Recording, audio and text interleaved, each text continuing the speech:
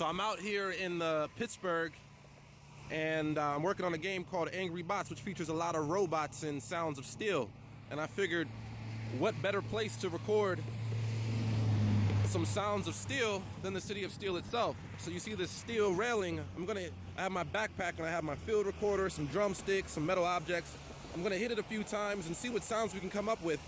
I also have my boots to record some footstep sounds. So it's too noisy right now, but later on tonight I'm gonna come back, and the goal is to take the environment around me and make some fun sounds out of it. So let's get to work.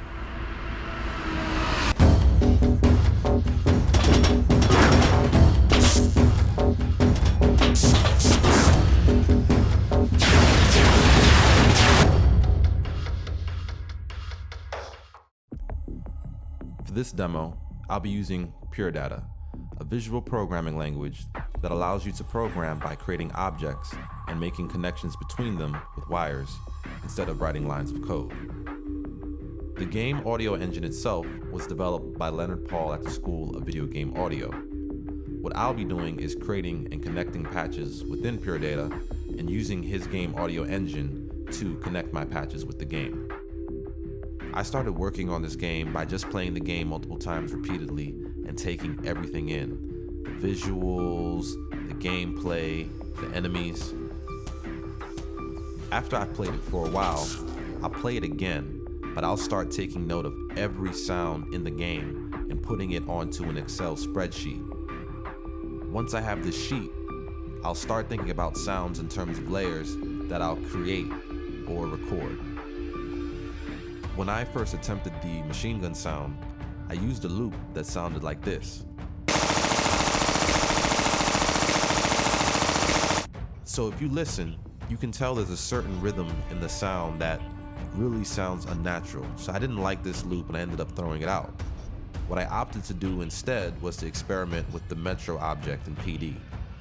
The Metro object is just an object that sends a message at periodic intervals, in this case, 1/10 of a second. So every 1/10 of a second, the Metro object is going to trigger the individual sample layers. I developed these sample layers by chopping up individual bursts of machine gun fire out of a longer sample of the machine gun firing for a certain amount of time. So combined with the Metro object, you get the following sound. The cool thing about this sound is because the Metro object is sending out the time, you can actually change the speed of fire. And within a reasonable range, it sounds pretty good.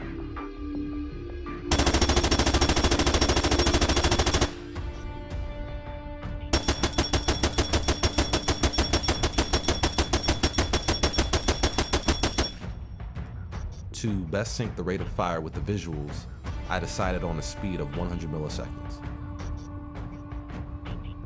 One of the sounds that I had the most fun implementing was the mech sound, so the engine, the footsteps, everything. When this object receives a footstep tag from the game, it triggers multiple sample layers at one time. I also added a delay line to it and attached it to another object that fires off a mechanical sound so that it creates a certain mechanical rhythm when the mech is walking.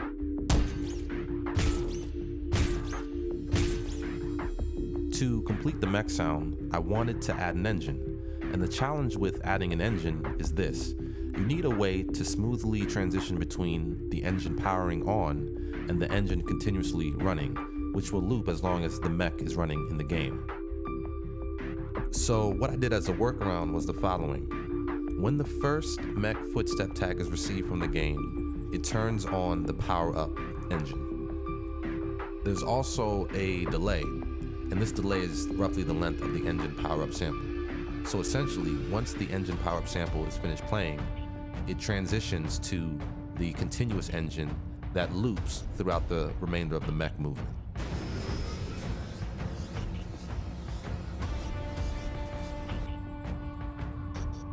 The music for this game alternates between 3 levels of intensity: low, medium, and high. And the intensity level actually corresponds to how much you're firing the gun in the game. And for each intensity level, there's actually 3 variations so that it doesn't sound too repetitive, and the end result sounds like this.